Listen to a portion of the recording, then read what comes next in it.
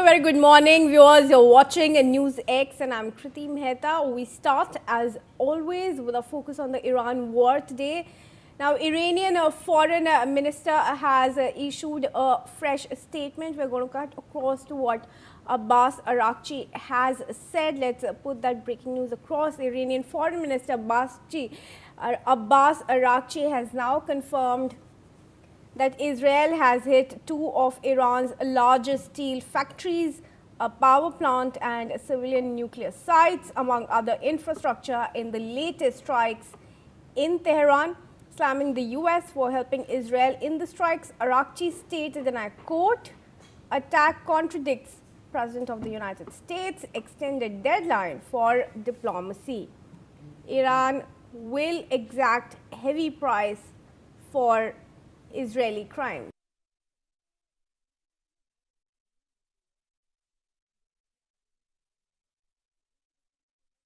To our panelists in the discussion here, I'm joined in by retired Commodore D.S. Sodhi. I also have foreign affairs expert Sanjeev Srivastav. I thank you both for joining me in this discussion. Well, a crucial statement now coming in from Araghchi.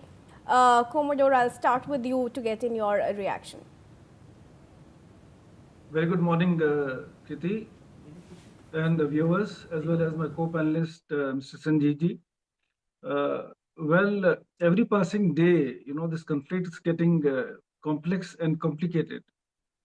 After having announced a sort of pause for 5 days in the beginning and then extending it by another 10 days, one could, feel that there might be some sort of de-escalation which may happen from all the sides. Well, actually, the result is totally opposite, and there is a escalation going on with attacks from Israel, US, as well as Iran. Israel has attacked the various sites in Israel, including their facilities, which help in production of nuclear, assets with regard to the civilian nuclear, which are used for the civilian use, as well as they have attacked the two big steel plants of Iran. There are reports that one of the university in Iran too has been hit. On the other side, Iran is also retaliating and causing a lot of damage in Israel. Well, we have also heard from Israel, the army, that there is a fatigue which has been set in, and they are looking for some more soldiers to continue this conflict. America, the statements which have been coming from Mr. Trump, one is very confused as to how to understand those statements which are coming from America. America is talking about that Iran is begging for some sort of a negotiation, whereas the reports from Iran are totally contradictory. US is also sending troops in that area with regard to the naval assets, as well as the manpower, sailors, marine commandos, as well as other elite forces. So the scenario is actually very complex. The intent of US is not very clear. There have been some sort of a divide in the discussions which have taken place between J.D. Vance and Netanyahu. Iran has, the foreign minister of Iran has earlier made a statement in a conference where he has said that the attack by America on the school where so many children died should be tried under war crimes.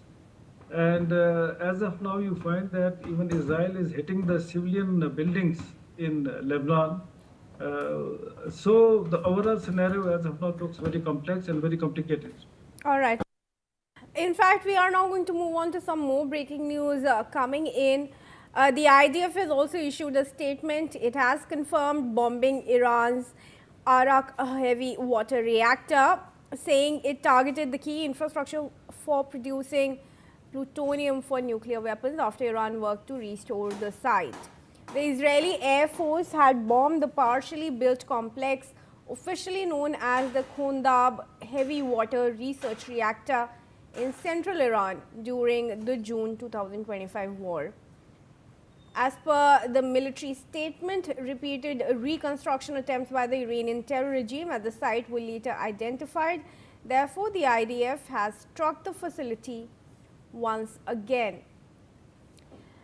Mr. Srivastava, I want to come to you now here. Of course, that statement coming in from the IDF is important. But largely speaking, do you think the US actually grossly miscalculated the war? Probably it was told that once Khamenei is eliminated, they would have won the war. And that then did not happen, which eventually changed the game plan for the United States, and now they don't know what really to do. Well, Kriti, first of all, a very good morning to you. Good morning to Sodhishta and to all the viewers. I think United States of America and this President Trump, and other previous presidents, starting from Jimmy Carter in 1979, when the Islamic Revolution took place and regime got into power, and that time the American embassy was seized for more than for 444 days in Tehran, and since that time onwards, every American president wanted to hit and wanted to target Islamic regime of Iran, and the U.S.-Iran relationship were of a relationship of force, and before 1979 they were friends, but they turned foes after 1979 Islamic Revolution. So I think President Trump has not given any kind of a new thinking to it that he wanted to hit Iran. Other presidents also thought about it. They put a sanction, and George W. Bush had called this regime also axis of evil: Iran, Iraq, North Korea. So I think this kind of considerations were going on in American establishment. And when I'm saying American establishment, that means Republican and Democrats both. They have been thinking about it. But the change has come that President Trump has done it, and he has obviously given a very serious, severe blow to the Islamic regime. And there's no doubt that the kind of action America took on 28th of February was a big action, very, very big action, something which will which has gone always into the history books when Supreme Leader was eliminated. So I think United States of America afterwards they have targeted thousands of places in Iran, and they have damaged substantially a lot of the might of Islamic regime what they had established. And now this Islamic regime, though they are retaliating, they are giving good fight. But there's no doubt that United States of America has substantially degraded the Islamic regime's capabilities and resources. So there's no doubt on that. But having done that, in my assessment, United States of America would not like to continue it for a very long time. And I was listening, I was seeing the statement of U.S. Secretary of State Marco Rubio's statement. He says that our operations will continue only in weeks, it will not go in months. Steve Witkoff, the chief negotiator of the United States of America side, U.S. Special Envoy to West Asia, he is also of the view that in coming weeks there could be talks with Iran, and efforts are being made to bring them to the negotiating table.